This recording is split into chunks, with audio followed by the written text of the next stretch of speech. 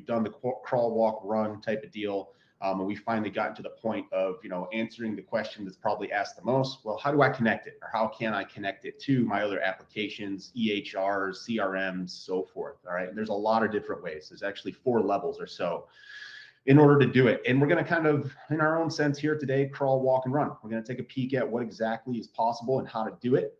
We're also going to walk through some integrations through Zapier as well as N8N, which is similar to Zapier. So like I said, there's about 4 layers of integration capability here. All right. So it's very simple to set up in most cases. I say most cases because sometimes you'll need a little extra sauce here and there. Now, this is going to be the first layer that I'm going to talk about, the built-ins. Okay. So pre-designed or pre-connected integrations that you can choose from here. All right. So Google Calendar, we'll focus on that one today and just kind of get a refresher of how that looks, how that works.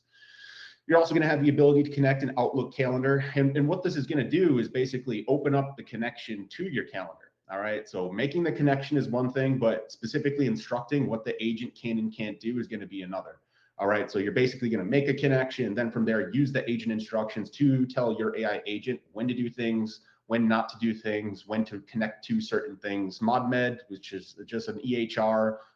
MCP, we'll talk in depth about that. That's essentially how you would connect it to things like Zapier, workflow automations with N8N and so forth.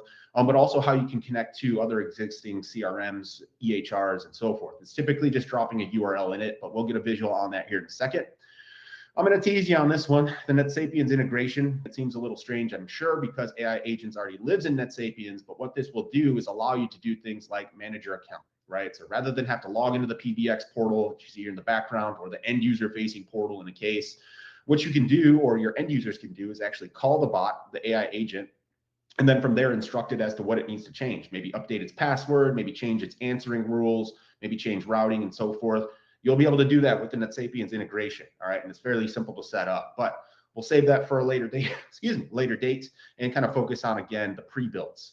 Now, in this case, maybe I just wanted a scheduling agent, and it's very simple to connect it to a calendar simply by selecting Google Calendar, choosing your account, and then from there, basically giving it permission to have access to it, right? What can it do? When can it do it? And again, the instructions are going to tell your AI agent when it should schedule. Do I need only 30-minute blocks? Don't start scheduling 90-minute things for me. Maybe give me 10-minute buffers in between each meeting so that I'm not back to back or overlapped and so forth.